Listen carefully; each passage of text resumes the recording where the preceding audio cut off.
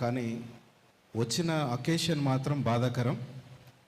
ప్రముఖ దైవ సేవకుడు ఇందాక సోనివుడి వారు చెప్తూ అతను ఎవరికి తెలియదు కానీ అందరి ప్రేమను చురగొన్న వ్యక్తి వాక్యాన్ని టీవీల ద్వారా సోషల్ మీడియా ద్వారా ఉన్నది ఉన్నట్టుగా చెప్పి అందరి మదిలో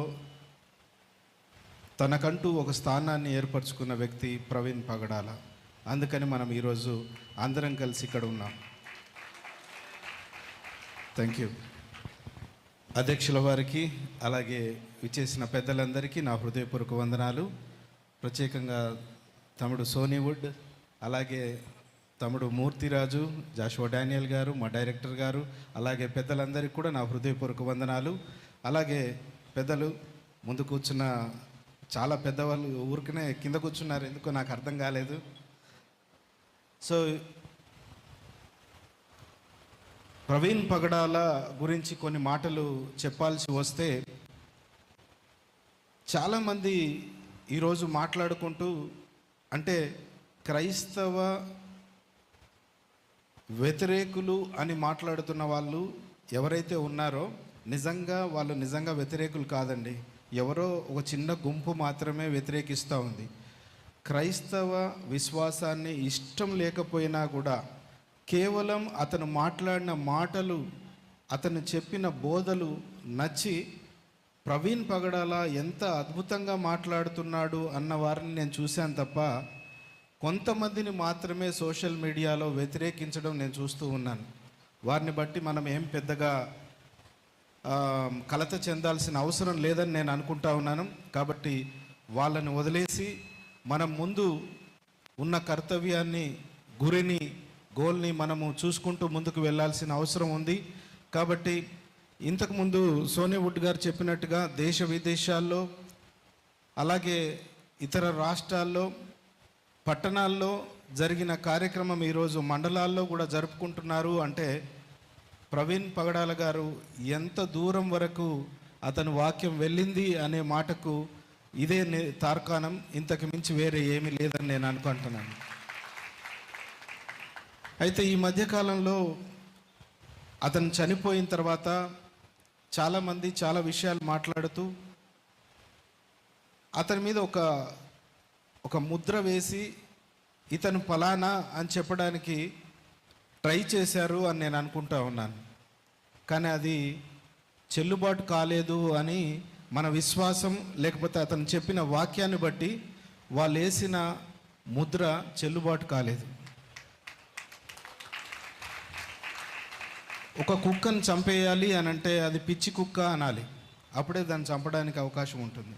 అలాగే ఒక దైవ సేవకుని చంపేసి దానికి ఒక ముద్ర వేద్దాం అనుకున్నారు, ఒక నెపమే వేద్దాం అనుకున్నారు, కానీ అది కుదరలేదు. మన హృదయాల్లో మనవాడుగా ముద్రించబడిన వ్యక్తిని అతనికి కాని ఒక చెడ్డ పేరును ఆపాదిస్తే మనము తట్టుకోలేక ఈరోజు అందరం సంఘటితమై ఈ రకంగా ముందుకు వచ్చి అందరం కూడా ఐక్యతగా ఉన్నాము. ఇది తప్పు అని చెప్పడానికి ప్రభుత్వం చెవులోకి వెళ్ళేదాకా ఇలాంటి కార్యక్రమాలు చేస్తామని చెప్పి క్రైస్తవ్యం కంకణం కట్టుకున్నట్టుగా నేను అనుకుంటా ఉన్నాను. నిన్న రాత్రి జరిగిన కార్యక్రమంలో అద్భుతమైన విషయాలు పెద్దలు చాలామంది చెప్పారు. అయితే అక్కడ అవకాశం దొరకలేదు. అక్కడ చాలామంది మాట్లాడుతున్నారు కాబట్టి నేను కూడా మాట్లాడే అవకాశం దొరికింది. నాకు సమయం ఉంది, కానీ నేను అక్కడ ఎందుకో నాకు మాట్లాడాలని అనిపించలేదు. కానీ ఇక్కడ కొన్ని మాటలు చెప్పాలనుకుంటున్నాను నేను. ప్రవీణ్ పగడాల యాక్చువల్గా చెప్పాలంటే ఒక మంచి మార్గదర్శి. ప్రవీణ్ పగడాల చాలామందికి ఒక దిక్సూచిగా ఉన్నాడు. చాలామంది జీవితాలను కట్టిన వ్యక్తిగా ఉన్నాడు. వాళ్ళ తలాంతులను బట్టి వాళ్ళు ఏ తలాంతుతో ఉన్నారో వెతికి వాళ్ళని ముందుకు తీసుకువెళ్ళడానికి అతను చాలా అద్భుతమైన రోల్ ప్లే చేశాడని నేను అనుకుంటా ఉన్నాను. ఎందుకంటే రక్షణ టీవీ విషయంలో మేము ప్రజలపైన ఆనుకొని ప్రజల మీద ఆధారపడి ప్రజలు ఇచ్చే డబ్బుల మీద ఆధారపడుతూ ఈ ఛానల్ నడిపించడం చాలా కష్టం అని చెప్పినప్పుడు ఆయన చెప్పడంతో నేను అనుకున్నాను, నేనేం చేయగలను? నేను సినిమా జీవితం మొదలుపెట్టాను, ఒక కెమెరామెన్గా నేను పనిచేస్తున్న సమయం అదొక పాతది, గతించిపోయింది. ఇప్పుడు మళ్ళీ తిరిగి ఆ పని చేయలేను కదా అనుకున్నాను. కానీ బిజినెస్లో ఎలా కాలు పెట్టాలి, బిజినెస్లో ఎందుకు మన క్రైస్తవులు ఎలా రాణించాలో చాలా విషయాలు తెలియజేసి ఈరోజు అద్భుతంగా రక్షణ టీవీ వ్యవస్థాపకునిగా నేను చెప్తా ఉన్నాను, నాకు ఎవరి సహాయం అక్కర్లేకుండా ఇంకా ఛానల్లో మాట్లాడే ప్రతి ఒక్కరికి కూడా ఫ్రీగా అందులో చెప్పే అవకాశాన్ని కల్పించిన ఒక మంచి వ్యక్తి.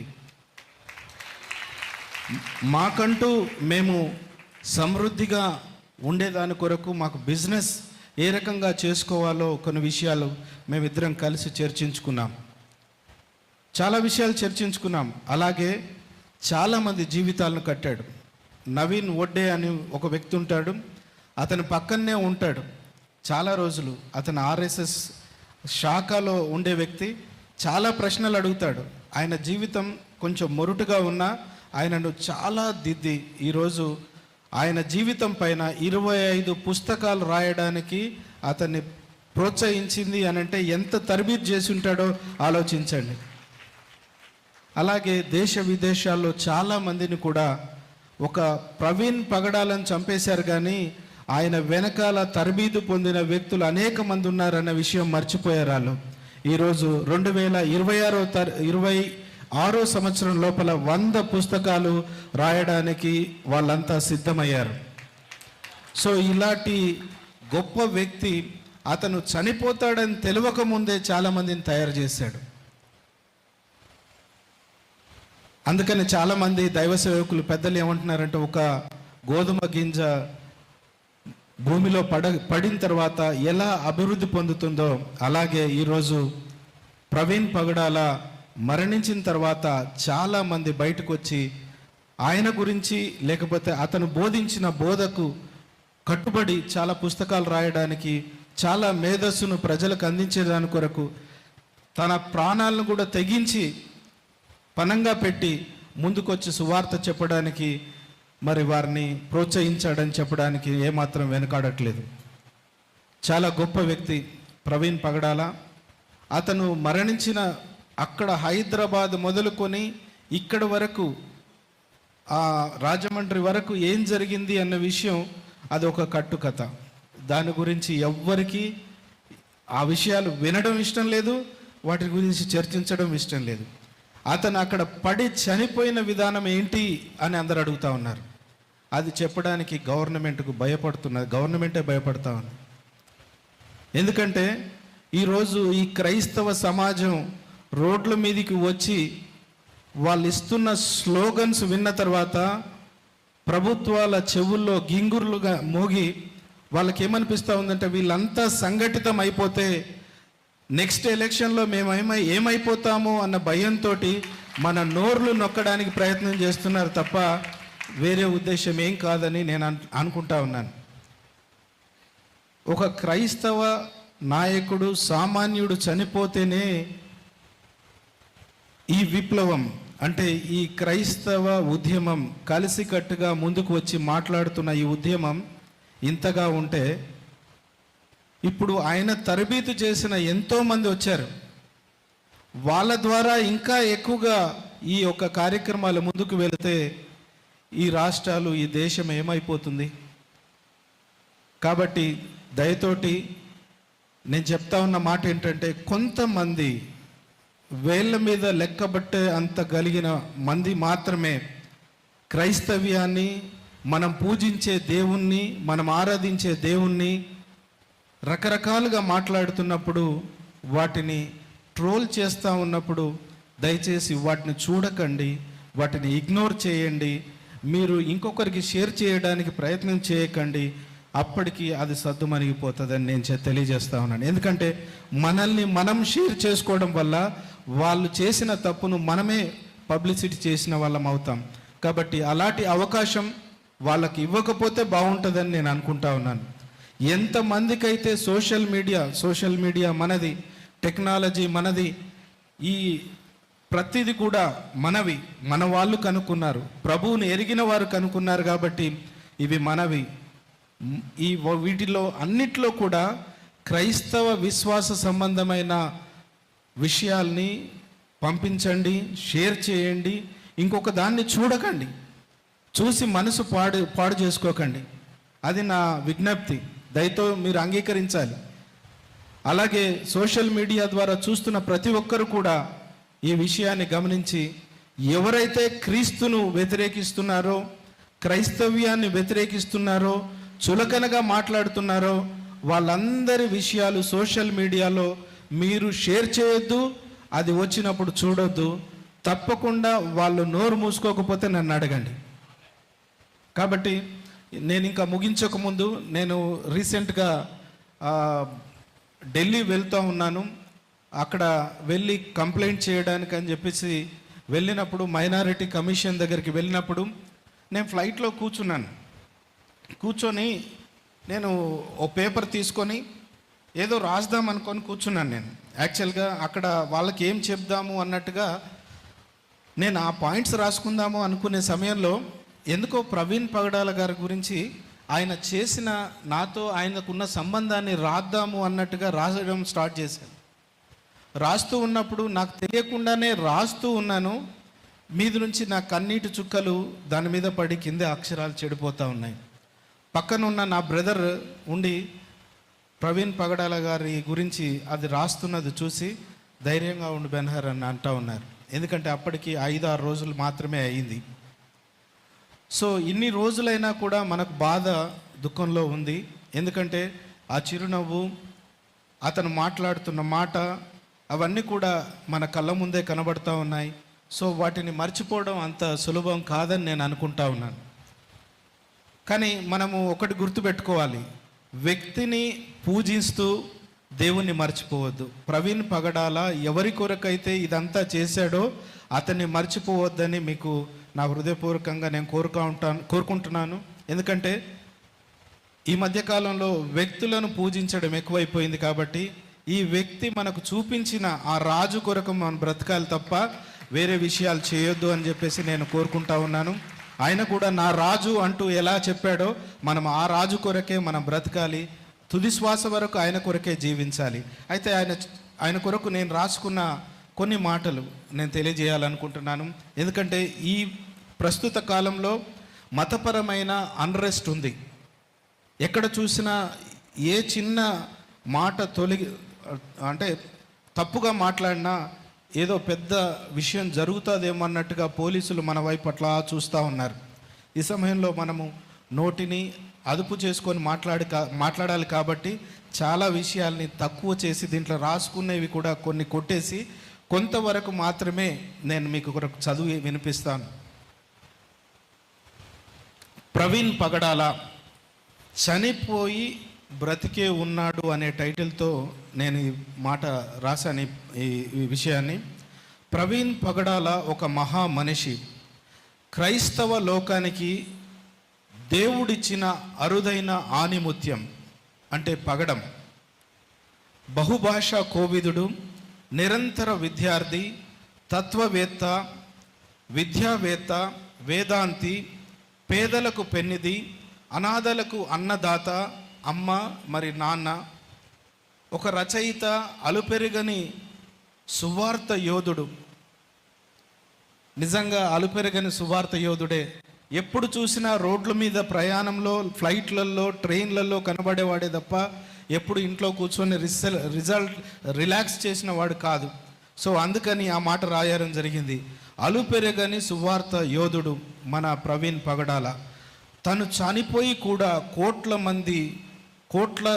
కోట్లాది మందికి సోషల్ మీడియా ద్వారా యేసుక్రీస్తు సువార్తను ప్రకటిస్తున్న అమర సువార్తికుడు అనే మాట రాయడం జరిగింది. అలాగే ప్రవీణ్ పగడాలకు పరలోకంలో ఘన స్వాగతం దొరికింది అని చెప్పి ఒక మాట రాయాలనుకున్నాను. అందుకని ఈ మాట రాశాను.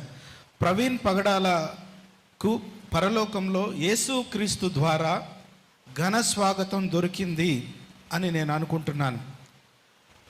ఆ దైవ సేవకుని యేసుక్రీస్తు వారు చూడగానే భలా నమ్మకమైన మంచి దాసుడా అని ఆత్మీయ ఆలింగనం చేసుకొని ఉంటాడని నేను అనుకున్నాను. అలాగే రాసుకున్నాను.